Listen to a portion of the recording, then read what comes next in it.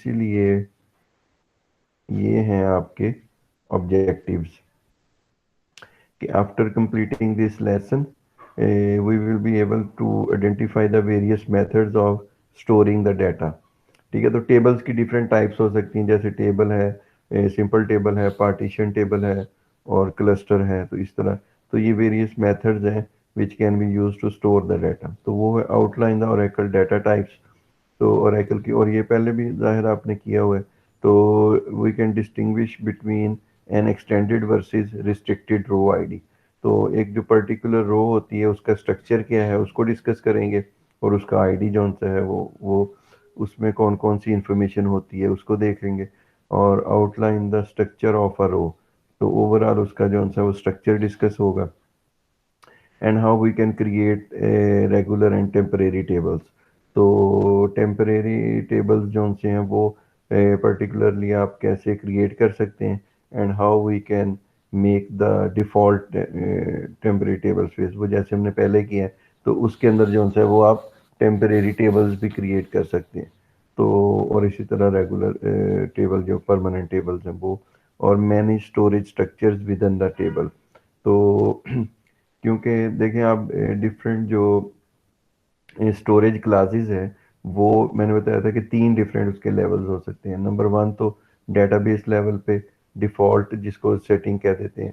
Second हमने table space level पे की थी, और थर्ड जो सा है वो सेगमेंट लेवल पे होती है। तो वो टेबल और table is also a segment. तो वो टेबल लेवल के ऊपर भी आप जो सा है वो क्लासेस सेट कर सकते हैं। तो वो ऑटोमेटिकली जो फिर टेबल स्पेस लेवल होगा वो उसको क्या करेंगे, ओवरराइड कर देंगे। और how we can reorganise, truncate and drop a table. तो आप अपने टेबल को, ये कोई कह लें कि इजी डिसीजन तो नहीं होता, but in some cases if it's really required you can even drop a single column from the table even the data is populated in that column table. तो ये भी पॉसिबल है, और एकल आपको ये फैसिलिटी प्रोवाइड कर देता है। तो ये आप कर सकते हैं कि आपको अगर किसी भी वजह से, तो ये बिल्कुल इसी तरह समझा जाता है कि आपने लेट्स सपोज एक बिल्डिंग बनाई और उसके डिफरेंट मल्टी स्टोरी बिल्डिंग बना के, तो आप बाद में कहेंगे कि इसमें से एक जो रूम है हर फ्लोर में से उसको आप जो है वो ख़त्म कर दे। तो जितना मुश्किल वो काम होता है या जितना अनप्रैक्टिकल वो काम होता है, बिल्कुल इसी तरह ही है कि आप एक टेबल बना के उसमें डाटा पॉपुलेट कर लें और फिर आप कहेंगे कि उसमें से ये कॉलम को ड्रॉप कर दें। लेकिन बहरहाल in some situations it may be required, तो अगर वो ऐसा हो तो फिर वो आप कर सकते हैं। तो उसको रीऑर्गेनाइजिंग कहेंगे। और ट्रंकेट ड्रॉप तो आप कर ही सकते हैं। और how we can drop a column within a table, तो ये काम है। तो अच्छा जो स्टोरिंग यूजर डाटा जो सा है, ये हमने पहले भी पढ़ा था, डिस्कस किया था, जो पिछला कोर्स था आपका, कि whenever you want to store the data in a permanent nature and you also want to retrieve that data when it will be required. तो अगर ऐसी सिचुएशन हो तो there is only a one way to store the data, and that is table. कि जब आप data को permanently store रखना चाहें ताकि आप उसको बाद में जब आपको ज़रूरत हो तो you can retrieve that data efficiently. ठीक है, तो उसके लिए सिर्फ एक ही स्ट्रक्चर है अब तक जो डिस्कवर हुआ जो कि डेटाबेस में है, और वो है टेबल। तो टेबल की आगे फर्दर जो है वो डिफरेंट टाइप्स जो कह लें कि वो ये 4 टाइप्स हो सकती हैं। एक तो रेगुलर टेबल्स हो गए, तो नॉर्मल जो स्मॉल साइज डाटा होता है उसके लिए नॉर्मल रेगुलर टेबल यूज़ होता है। लेकिन जब आपका डाटा जो है वो इंक्रीज कर जाता है लार्ज डाटा सेट्स के लिए, फिर जो है वो आपका टेबल भी ग्रो कर जाएगा। तो उसमें फिर पॉसिबल नहीं होता, ये पॉसिबल नहीं होता, या कह लें कि उसकी एफिशिएंसी को इंक्रीज करने के लिए। जिस तरह मैंने पहले भी इसकी एग्जांपल दी थी कि लेट्स सपोज हमारे पास आईटी के स्टूडेंट्स का डाटा, हमारा एक टेबल हमने बनाया है पूरी यूनिवर्सिटी के लिए। हम पूरी यूनिवर्सिटी को एक सिस्टम प्रोवाइड करते हैं, डेटाबेस प्रोवाइड करते हैं फॉर मैनेजिंग द स्टूडेंट्स। तो अब देखें आईटी के स्टूडेंट्स का एक डाटा लेट्स सपोज टेबल बन गया। तो अब उसमें लाहौर के स्टूडेंट्स का भी डाटा पड़ा है और गुजरांवाला के भी और जेलम के भी पड़ा है। तो लेकिन आप देखें जो लाहौर की मैनेजमेंट है उनको सिर्फ 99% क्यूरीज में सिर्फ लाहौर के स्टूडेंट्स का डाटा चाहिए होगा, और जो गुजरांवाला वाले हैं उनको गुजरांवाला का, जेल वाले, लेकिन ओवरऑल सारे आईटी के स्टूडेंट्स हैं। तो उसके लिए फिर आप सेपरेट टेबल नहीं बनाएंगे, आप टेबल एक ही बना के you will logically partition those tables into the 3 different partitions. तो वो लॉजिकली तो पार्टीशन होगा, लेकिन फिजिकली वो आपका एक टेबल होगा। तो इस तरह अगर डिफरेंट टाइप्स ऑफ डाटा हो या डिफरेंट यूजर्स के लिए आप डाटा को जो है वो अवेलेबल करना चाह रहे हैं फॉर पर्टिकुलर क्यूरीज, तो उससे उसके लिए फिर you can partition your table, और वो आपकी लॉजिकल पार्टीशन कहलाती है, क्योंकि फिजिकली टेबल को पार्टीशन वो नहीं करता। तो जिससे ऑब्वियसली आपकी जो है वो परफॉर्मेंस जो सा वो बेहतर हो जाएगी। क्योंकि अब अगर गुजरांवाला की मैनेजमेंट जब भी डाटा को क्यूरी करेगी, तो वो फिर डाटा प्रोसेस जो सा होगा वो विद इन द पीयूजीसी स्टूडेंट्स होगा, और लाहौर वाले करेंगे तो वो लाहौर के स्टूडेंट्स को। तो अगर वो पार्टीशन नहीं करेंगे, तो जो भी क्यूरी आप करेंगे तो वो पूरे ओवरऑल तमाम स्टूडेंट्स के अगेंस्ट सर्च करके डाटा रिट्रीव करेगी। तो ऑब्वियस बात है कि उसमें उसको फिर ज़्यादा रिसोर्सेज भी चाहिए होंगे, ज़्यादा टाइम भी लगेगा, और उसकी परफॉर्मेंस भी जो है वो इफेक्ट होगी। फिर इसी तरह होता है इंडेक्स ऑर्गेनाइज टेबल। तो अगर आपका कोई टेबल है और उसमें हैवीली आपने उसको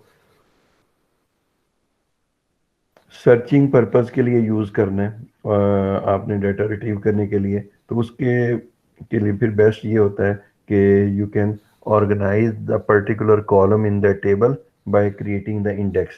तो बिल्कुल ये ऐसा ही है कि आप अपने टेबल, जो आपके पास एक बुक होती है, उसके पहले टेबल ऑफ कंटेंट्स होता है, तो that will be more useful to search a particular topic or particular chapter from the book, to just scan the contents of table first. तो इसी तरह फिर आप जो है इंडेक्स ऑर्गेनाइज टेबल कर सकते हैं। अच्छा बाज़ दफ़ा ये होता है कि आपके टेबल्स तो सेपरेट सेपरेट होते हैं, लेकिन ड्यू टू सम पर्पस आपको वो इकट्ठे भी चाहिए होते हैं। जैसे अगर हम इसकी एग्जांपल लें कि आपका एक टेबल पीयूजीसी का टेबल हमने बना लिया, वो अलग से डेटाबेस इंप्लीमेंट है, एक लाहौर का बना लिया वो अलग से है, जेलब का अलग से है। लेकिन जो हायर मैनेजमेंट है, they want to also query the overall student data, कि वो सारे पंजाब यूनिवर्सिटी के स्टूडेंट्स का डाटा को क्यूरी करते हैं और उसको यूज़ करते हैं, और बाकी सारे एडमिनिस्ट्रेटिव टास्क परफॉर्म करने के लिए उसको एक्सेस करते हैं। तो उसके लिए फिर आप जो है वो you logically combine the more than one tables into a single table, that will be called your cluster. तो मोर देन वन टेबल्स को जो है वो आप लॉजिकली जो है वो कंबाइन करके तो एज अ सिंगल यूनिट भी प्रेजेंट कर सकते हैं, क्यूरी कर सकते हैं, और डिफरेंट टास्क परफॉर्म कर सकते हैं। तो उसको कहेंगे कि वो क्लस्टर क्रिएट आपने कर लिया। तो डाटा टाइप जब हम बात करते हैं तो देखें, दो टाइप्स की डाटा टाइप होती है। एक होता है कन्वेंशनल डाटा टाइप, जो कि आपको कोई भी डीबीएमएस प्रोवाइड करेगा। तो कन्वेंशनल ये आपने पहले भी पढ़ी हुई हैं। तो करेक्टर है, एन चार है, वर चार है, एन चार है, number, date, time stamp, raw data है, ये रॉ बाइनरी डाटा के लिए यूज होता है। B L B, C L B, N C log, B file, ये आपके लार्ज डाटा ऑब्जेक्ट्स के लिए यूज होता है। कोई आपकी फाइल है, कोई table with in the table है, कोई इमेज है, कोई वीडियो है, ऑडियो है, तो जो आपके लार्ज डाटा सेट्स होते हैं ये उनके लिए यूज होते हैं।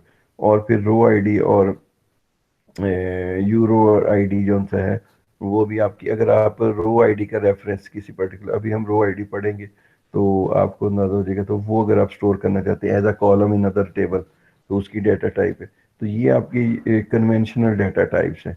और कुछ आपकी जो है वो यूज़र बिल्टन कह लें या यूज़र डिफाइंड डाटा टाइप्स भी हो सकती हैं, जिनमें आपके आता है वी एरे आ जाता है, और या आप कोई लिंक लिस्ट बनाते हैं, ठीक है, तो वो आपकी यूज़र डिफाइंड, जैसे स्ट्रक्चर था आपने सी में पढ़ा, तो वो आपकी यूज़र डिफाइंड डाटा टाइप्स हो जाती हैं। तो अच्छा देखिए, रो आईडी जो सा है वो यूज होता है टू फाइंड द रो। जब भी आपने किसी रो को सर्च करना है, तो सबसे पहले उसका रो आईडी जो सा है वो आप you will try to search और find the row ID of a particular row. तो रो आईडी के अगेंस्ट फिर उसकी सारी वैल्यूज जो है वो एक्सेसिबल होती हैं, क्योंकि ओरेकल उसको मैनेज ऐसे करता है कि रो आईडी को किया और उसके बाद उसकी जितनी भी वैल्यू, लेट्स सपोज उसमें आपने 20 कॉलम्स रखे हैं, तो वो फिर 20 वैल्यूज जो उनसे वो स्टोर होंगी। तो रो आईडी में दो फॉर्मेट होते हैं, एक होता है एक्सटेंडेड और एक होता है रिस्ट्रिक्टेड। देखें, अगर आप पीसीटी फ्री और पीसीटी यूज की वैल्यू जो सा है वो ठीक असाइन नहीं करते, तो उस वक्त मैंने आपको बताया था कि एक एडवर्स रिएक्शन परफॉर्म होता है जिसको कहते हैं रो माइग्रेशन, रो चेनिंग होती है आपकी, कि आपकी एक्चुअल अगर आप अपडेट करते हैं और वो पीसीटी फ्री की जो रिजर्व स्पेस है उससे इंक्रीज कर जाती है वैल्यू, तो वो फिर क्या करेगा, वो उधर उसका रेफरेंस क्रिएट कर देगा, उधर रेफरेंस स्टोर करेगा सिर्फ, और पूरी की पूरी row will be shifted to the other block. और उसके लिए फिर वो एक्सटेंडेड रो आईडी को यूज करता है। उसमें ऑब्जेक्ट नंबर होगा पहले 6 बिट का, और फिर 3 बिट का जो सा रिलेटिव फाइल नंबर होगा कि वो किस फाइल डाटा फाइल में रो आईडी स्टोर है, और फिर उसका पर्टिकुलर ब्लॉक नंबर वो स्टोर होगा, और फिर रो नंबर, और हर रो को एक यूनिक नंबर असाइन किया जाता है। लाइक जैसे 1 2 3 4 5 है तो ऐसे यूनिक नंबर। तो ये आपका हो गया एक्सटेंडेड रो आईडी। तो इसमें क्योंकि आपके पास ये जो रिलेटिव फाइल नंबर है ये आपके पास इंफॉर्मेशन आ रही है, और फिर ब्लॉक नंबर, जो फाइल नंबर है तो वो किस ब्लॉक में वो एग्जैक्टली, और फिर पर्टिकुलर ऑब्जेक्ट नंबर। तो ये आपका जो है वो एक्स्ट्रा स्टोर हो रहा है। अच्छा, रिस्ट्रिक्टेड और आईडी जो सा ये नॉर्मल केस में आपके यूज होता है, तो उसमें सिर्फ ब्लॉक नंबर, रो नंबर, और फिर file number, reference file number, वो किस डाटा फाइल से बिलोंग करती है। तो ये सिंपल स्ट्रेट फॉरवर्ड जो सा वो आपका रो आईडी होता है। तो ये सारी इंफॉर्मेशन जो सा वो एज अ रो आईडी उसके रो के स्टार्ट में जो सा वो स्टोर होगी। सर हाँ जी। कुछ स्टूडेंट्स कह रहे हैं कि अलाउ कर दे। अच्छा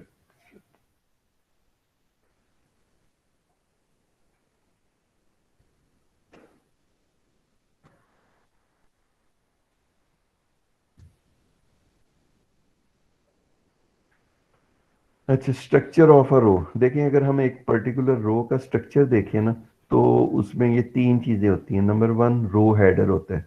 रो हेडर के अंदर ही आपका रो आईडी स्टोर होगा, ठीक है। और उसके बाद रो लेंथ होगी, तो कॉलम लेंथ सॉरी, तो जिसमें जितने कॉलम्स होंगे उनका साइज जो सा है वो स्टोर होगा।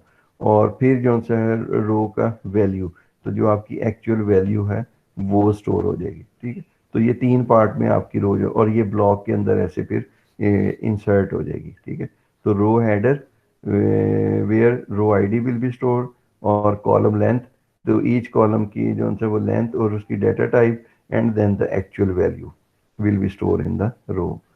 तो जब आप टेबल क्रिएट करते हैं तो ऑब्वियस बात है कि क्रिएट टेबल, एच आर क्या चीज़ होगी, एच आर डॉट एम्प्लॉय, इसका क्या मतलब है।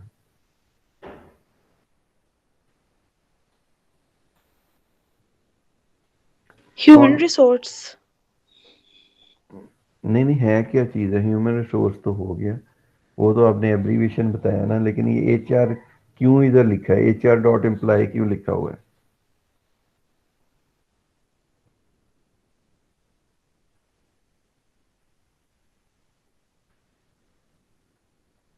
हाँ जी, कोई भी बंदा बता दे कि एच आर डॉट एम्प्लॉय क्यों लिखा है, सिंपल एम्प्लॉय भी तो लिख सकते थे।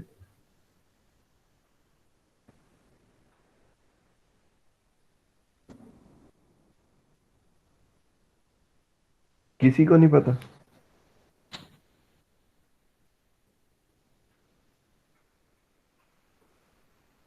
अब ये देखिए, पिछला कोर्स आप पढ़ के आए हैं, अगर फिर भी नहीं पता तो फिर अब आपको क्या कहा जा सकता है। अभी डीबीएमएस का पेपर दिया है ना आप लोगों ने।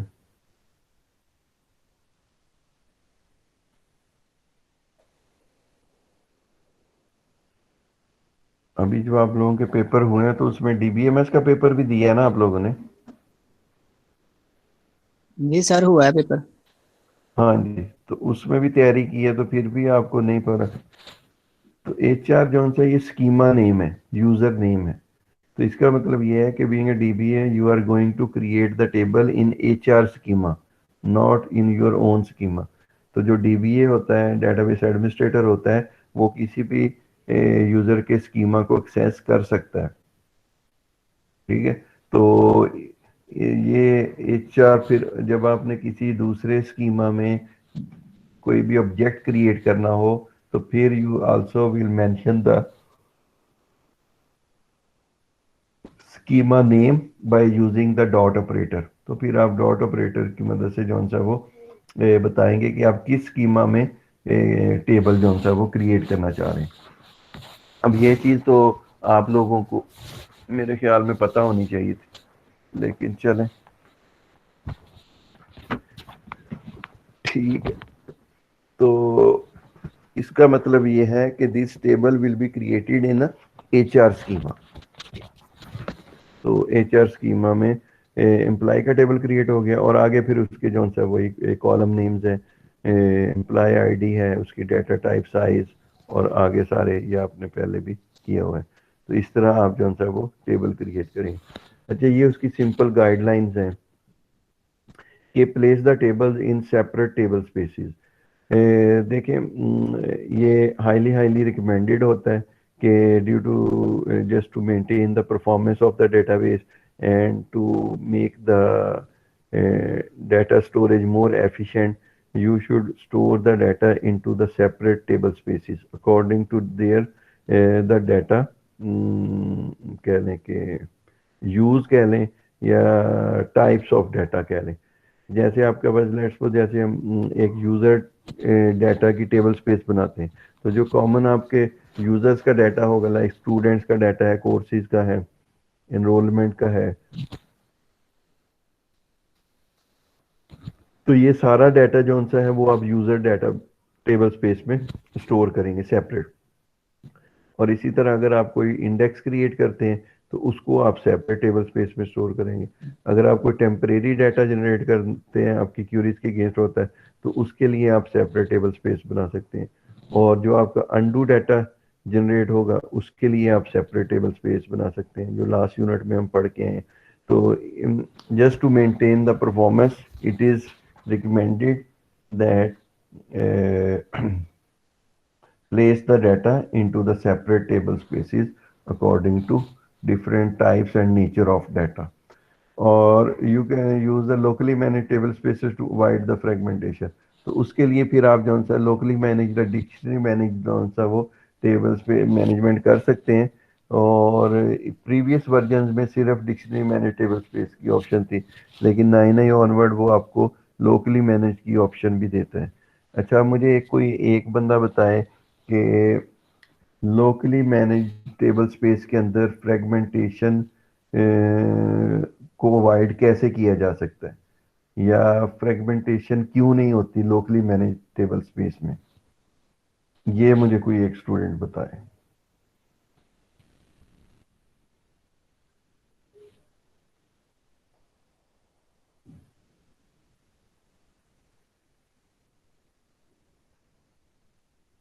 उसामा आसिफ, आप बताओ।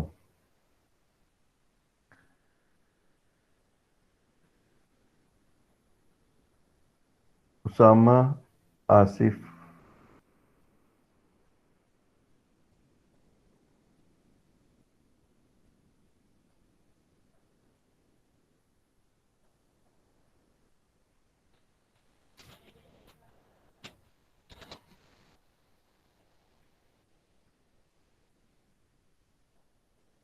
ये हुसनैन, आप बताओ चले।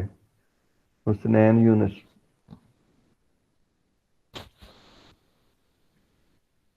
हुसनैन यूनुस, आप बताओ।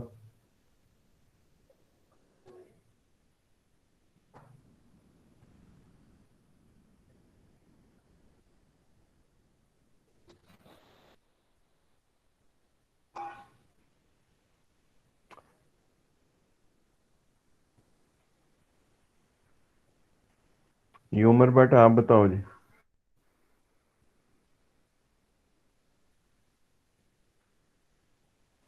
जी सर। आप बताएं जी, लोकली मैनेज अगर टेबल स्पेस हो तो उसमें फ्रेगमेंटेशन क्यों नहीं होती।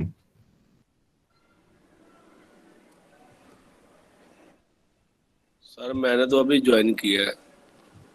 तो ये कौन सा अभी पढ़ रहे हैं, ये तो पहले का किया हुआ है। अभी तो सिर्फ पूछ रहा हूँ मैं। मेरा मोबाइल गुम गया था सर, मैं नया लिया तो दोबारा किया अब आज। मोबाइल का इसके साथ क्या ताल्लुक है?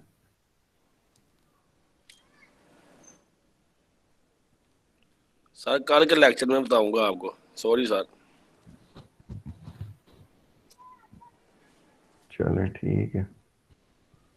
फिर आप लोगों ने कहना कि जी हमें सेशनल नंबर नहीं दिए। ये नहीं सर, किंजा कल शफीक। इंशाल्लाह कल सब कुछ पूछ लेना। किंजा शफीक, आप बताओ जी।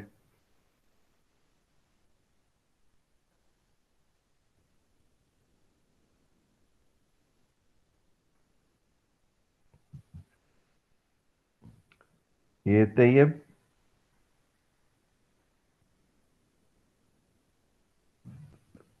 तैयब आपको आवाज आ रही है? जी सर, आ रही है मुझे आवाज। ये हसनैन की लगाओ एब्सेंट आज की लगाओ।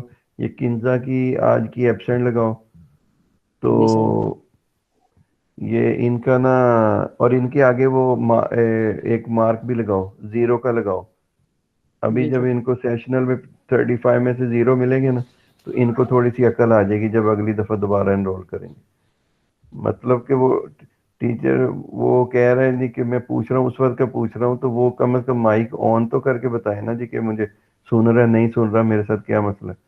हाँ जी ये जुनेद ने कि इनके आगे जीरो जीरो लिख दिया करो, अटेंडेंस मुझे जब भेजोगे ना, तो ये जिनको जो इस तरह करते हैं, तो ये 3 जीरो जिसके हो गए ना, उसको सेशनल में मैंने जीरो ही देने हैं। ये सारे सुन लें, बाकियों को भी बता देना जो आज नहीं है। जी सर। हाँ जी। ये हुसनैन और ये किंजा, इन दोनों के आगे लिखो। अभी मैं दूसरे भी देख लेता हूँ। अच्छा, ये जुनेद ने हाथ खड़ा किया हुआ है, ये बताए क्या कहना है।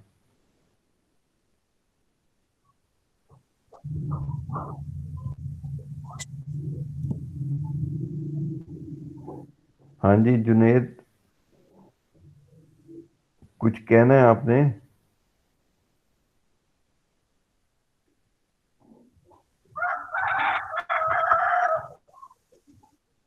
अच्छा, ये तैयब, ये आज कितने बंदे आए हुए हैं क्लास में, अटेंडेंस जो लगाई है आपने? सर 12 है। बस ठीक है। और इसके 3 मेरे अलावा आप ख्याल। जो भी आएगा आपने अटेंडेंस नहीं लगानी, बाकियों की सबकी एब्सेंट लगाओ। जी सर।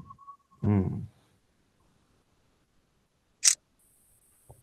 चलें, और ये क्विज का बता देना सबको, ताकि फिर बाद में ये रोते फिरेंगे जी हमें पता नहीं था। अच्छा, सर मैं use a few standard extend sizes for tables two reduce the.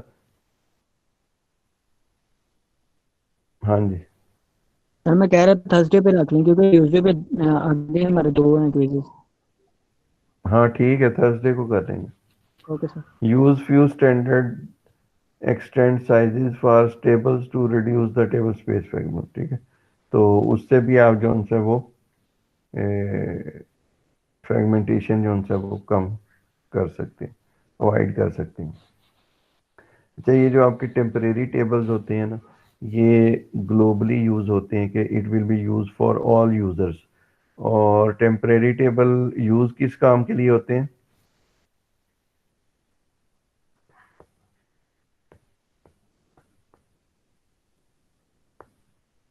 Sir temporary data store करने के लिए, ताकि हम उनको रिट्रीव कर सकें। हाँ जी, टेम्परेरी डाटा स्टोर करने के लिए। कौन सा टेम्परेरी डाटा?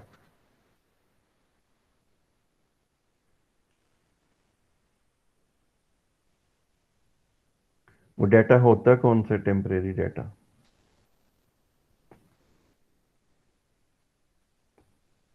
सर डेटाबेस के बारे में होगा जो हम अंदर इंसर्ट करेंगे, एम्प्लॉय जिसके भी बारे में करेंगे। यार ये आप लोगों को क्यों नहीं समझ आती? ये पहले मैं 50 दफा आप लोगों को बता चुका हूँ, फिर आप लोग उधर के उधर ही खड़े होते हैं। पता नहीं आप लोग किस तरह पढ़ते हैं, मुझे नहीं समझ आती आप लोगों की।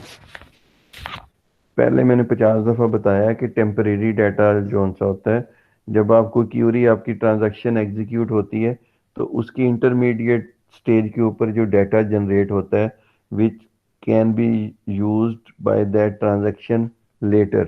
तो वो उसको फिर टेम्परेरी स्टोर कर लेता है।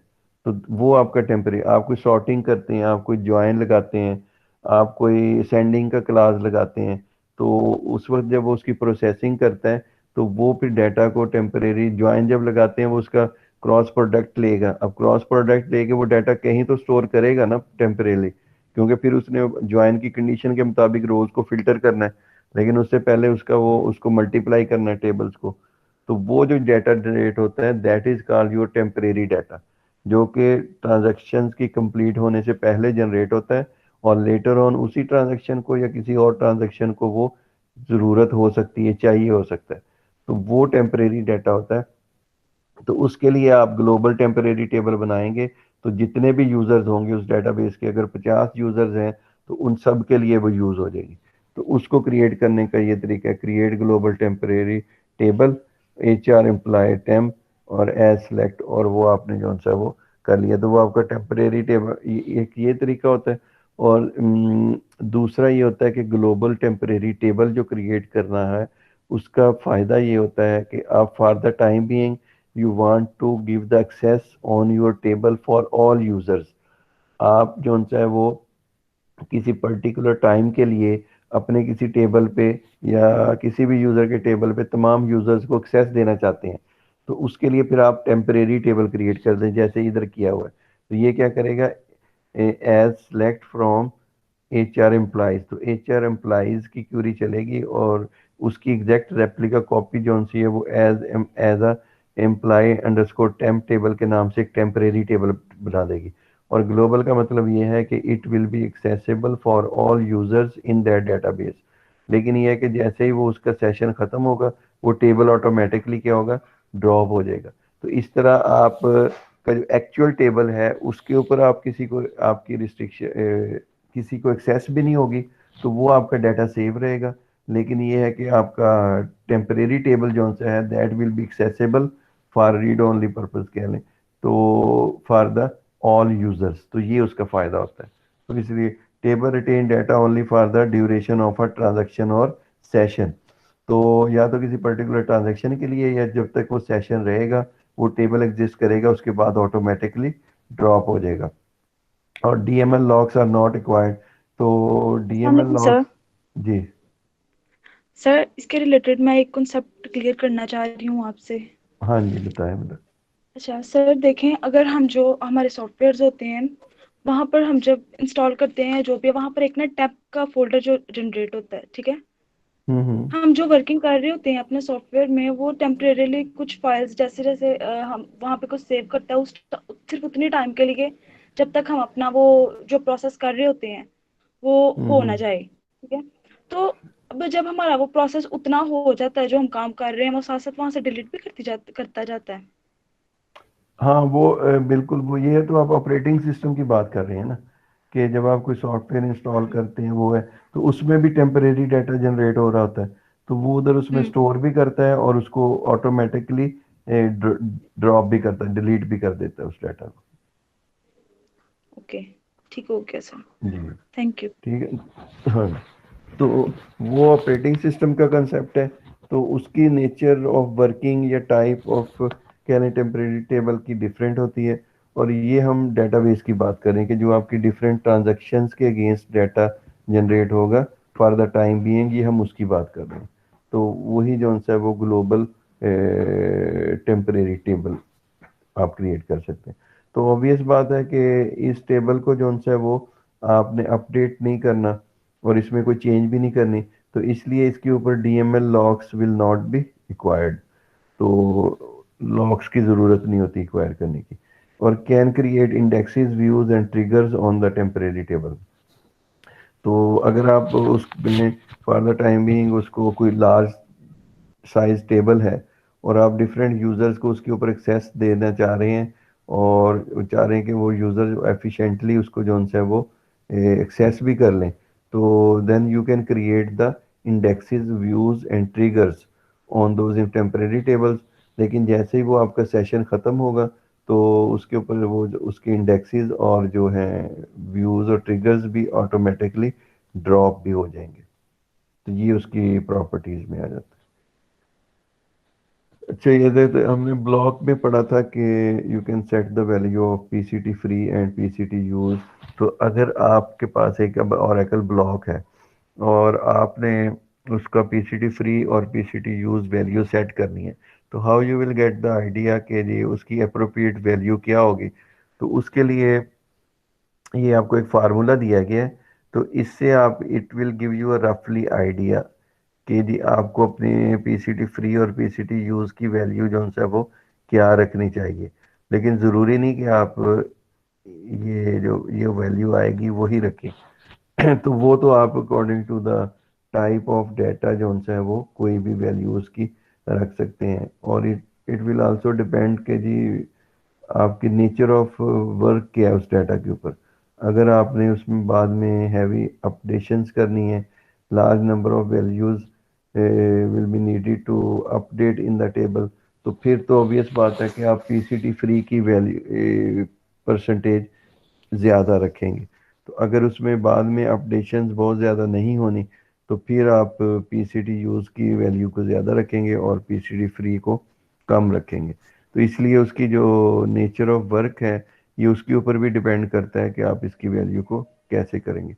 तो initially you can get the idea and you can have the suggestion from the Oracle server कि जी उसकी वैल्यू क्या आनी चाहिए। उसके लिए फार्मूला एवरेज रो साइज, ये वो स्टैट जो आपका परफॉर्मेंस व्यू था उससे आप कैलकुलेट कर सकते हैं। इनिशियल रो साइज, इनिशियली उस रोज का साइज क्या है वो आप उससे ले सकते हैं, मल्टीप्लाई 100 एवरेज रो साइज, तो ये आपको एक्सपेक्टेड पीसीटी फ्री की वैल्यू देगा। इसी तरह फिर PCT free is equal to multiply by 100 और एवरेज रो साइज और ये सारा अवेलेबल डाटा स्पेस टोटल कितनी है, तो वो आप कर कैलकुलेट करके तो you can get the idea about the value of the PCT use. अच्छा, इसमें इसमें आ रहा है वो पहले हमने नहीं पढ़ा था कि रो माइग्रेशन और रो चेनिंग। लेकिन जब आप एक ब्लॉक के अंदर एक वैल्यू स्टोर करते हैं, तो अगर आप एक ब्लॉक की पीसीटी फ्री की वैल्यू लेट्स सपोज आप रख देते हैं 20% और आप उसमें 70% उसमें आप रोज डाटा के लिए यूज़ कर लेते हैं, तो 70% जब वो ब्लॉक फिल हो जाएगा तो उसकी एंट्री जो है वो फ्री लिस्ट से जो है वो यूज लिस्ट में कर देगा।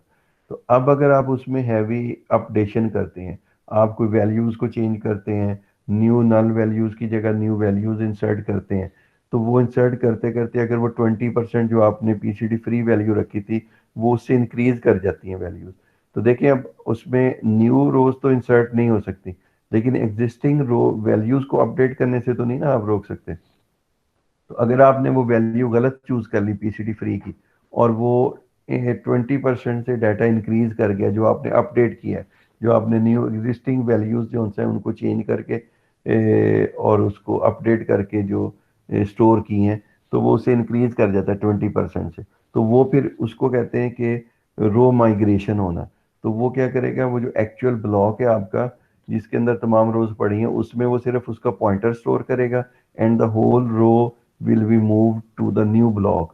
तो ये एक एडवर्स रिएक्शन होता है क्योंकि कल को जब आप उस डाटा को रीड करेंगे, उसको एक्सेस करेंगे, तो उसको सिर्फ एक ब्लॉक रीड करना पड़ता अगर आप ये ना रो माइग्रेशन हुई होती। लेकिन अब उसको दो ब्लॉक्स रीड करने पड़ेंगे और ऑब्वियसली कि वो ज़्यादा रिसोर्सेज भी टेकअप करेगा, ज़्यादा आपकी परफॉर्मेंस को भी इफेक्ट करेगा और प्रोसेसिंग टाइम ज़्यादा लेगा और स्पेस भी ज़्यादा ऑक्यूपाई करेगा, क्योंकि अब उस एक की बजाय वो दो ब्लॉक्स को रीड करके लाएगा और आपकी कैशे के अंदर इंसर्ट करेगा and then the data will be available. तो ये एक एडवर्स रिएक्शन होता है जिसको कहते हैं रो माइग्रेशन एंड चेनिंग। तो वो एक फिर चेन बन जाती है। तो अगर आपकी इसी तरह 3 रोज जो सी हैं वो आपने अपडेट की और वो 3 की 3 जो सा है वो तीनों की वैल्यूज़ की वजह से वो आपकी 20% से इंक्रीज कर गई उनकी वैल्यूज़, तो वो अब तीनों रोज को अपडेट कर सॉरी उनको माइग्रेट करेगा। और ये भी हो सकता है कि वो एक रो एक ब्लॉक में माइग्रेट हो जाए, दूसरी किसी और ब्लॉक में हो जाए, तीसरी किसी और में हो जाए। तो अब उसको एक क्यूरी के अगेंस्ट 4 ब्लॉक्स को रीड करना पड़ेगा when you will need to access that data. तो इसलिए ये आपकी परफॉर्मेंस को जो है वो बहुत ज़्यादा डिट्यूरेट कर देता है। It will be called as a very adverse reaction on your database. तो इसको अवॉइड करने के लिए आप जब प्लान कर रहे होते हैं तो you have to set appropriate PCT free value, which will also depend upon the nature of function or work which you have to plan to perform with your database.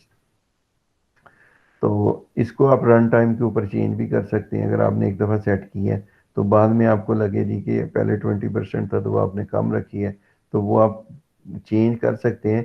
But the new value will be effective for the new data blocks insertions. जो previous data आपका store हो चुका होगा वो उसको change नहीं करेगा। तो आल्टर टेबल, और टेबल का नाम PCT free 30, PCT use 50, storage और आगे फिर ये सारे, तो वो आप जो है उसको स्टोरेज पैरामीटर्स को चेंज कर सकते हैं।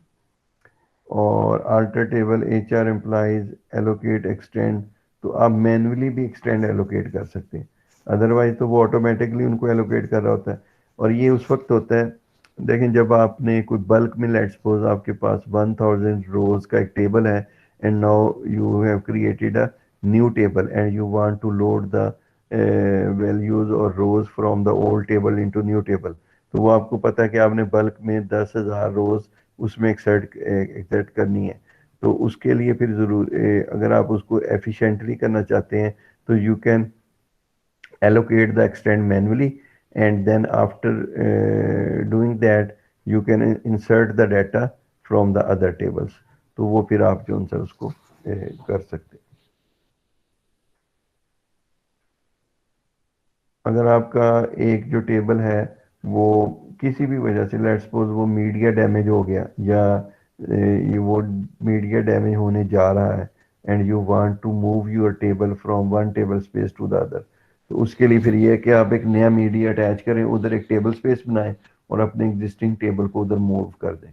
तो उसके लिए simple alter table HR employees move table space और डाटा वन, तो वो आपको मूव कर देगा। नॉन पार्टीशन और रीऑर्गेनाइजिंग टेबल्स। अच्छा, इसी तरह फिर आप जाहिर है ट्रंकेट कर सकते हैं, तो it will delete all data from your table and also delete the corresponding indexes from the table, उनको भी ट्रंकेट कर देगा। और ड्रॉप टेबल अगर आप करते हैं तो फिर you also have to give the class cascade constraint, क्योंकि अगर आपने प्राइमरी की फॉरेन की डिक्लेयर की हुई है तो वो फिर आपको ड्रॉप करने नहीं देगा, क्योंकि वो फिर आपकी रेफरेंशियल इंटेग्रिटी या डाटा इंटेग्रिटी वायलेशन हो जाएगी रूल की। तो अगर आप कैस्केड कंस्ट्रेंट करेंगे तो इसका मतलब ये है कि एक तो टेबल ड्रॉप करे और जितने आपके उसके कंस्ट्रेंट्स हैं those also will be deleted और ड्रॉप्ड, तो वो उनको भी ड्रॉप कर देगा।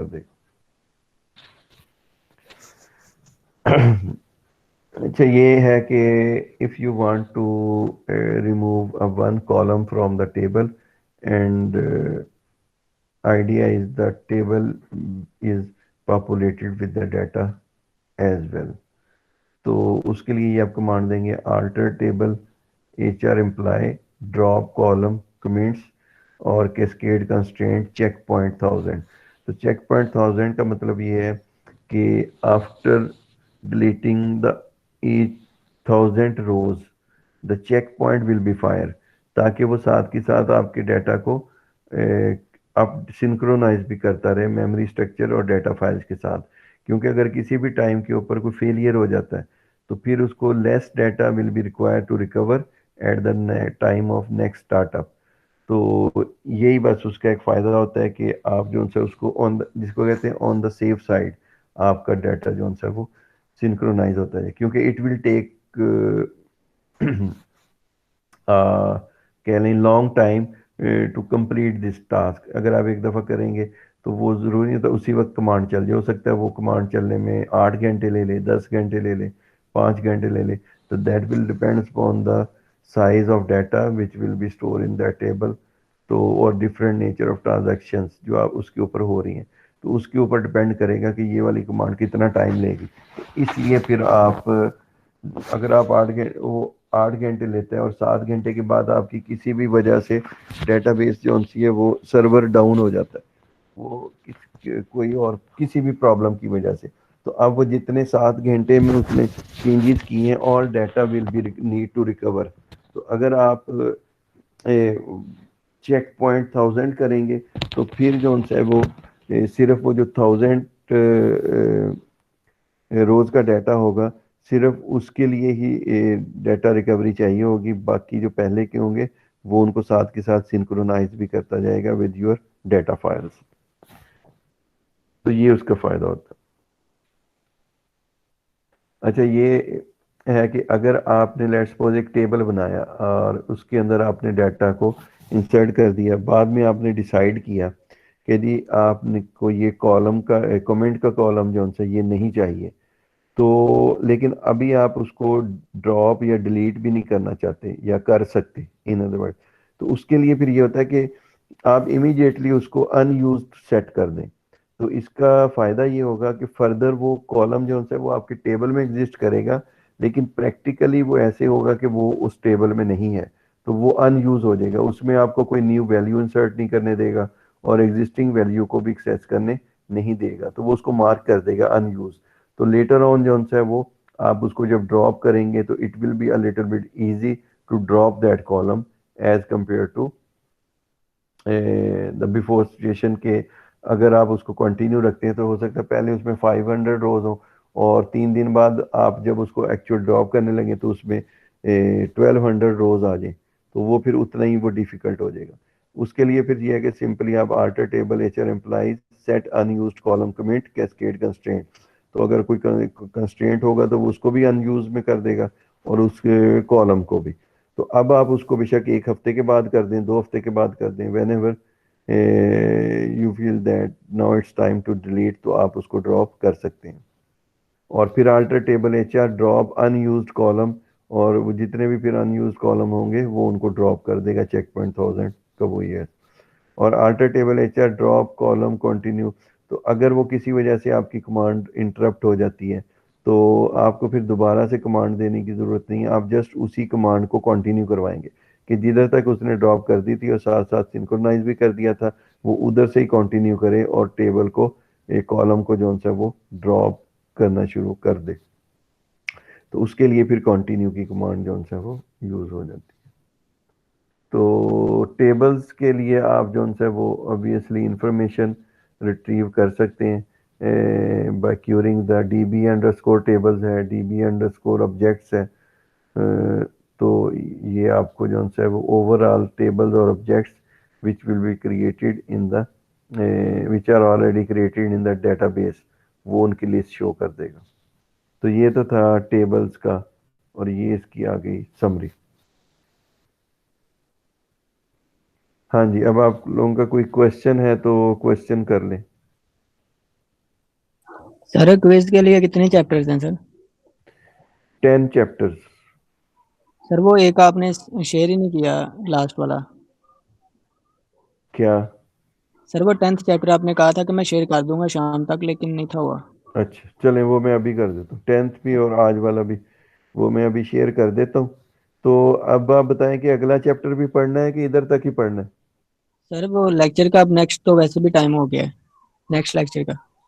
तो ये दोनों की अटेंडेंस लगाओगे फिर आप? जी सर। चलो ठीक है फिर। एक वो तो जुमेरात को था, एक आज है। हाँ ठीक है, दोनों की अटेंडेंस फिर आज ही मार्क कर लो ना। जी सर। हाँ जी, तो ठीक है फिर इंशाल्लाह ट्यूसडे को हम आगे पढ़ लेंगे और थर्सडे को फिर आपका वो क्विज हो जाएगा। Okay sir. ओके फिर किस बेस टाइप जी, होगा, ऑब्जेक्टिव होगा कि ये मैं ट्यूसडे को सर? बताऊंगा आपको। आप लोग तैयारी तो करें ओके ना, मैं ठीक है सर। ट्यूसडे को बता दूंगा फिर आपको। Okay sir. ओके फिर अल्लाह हाफिज।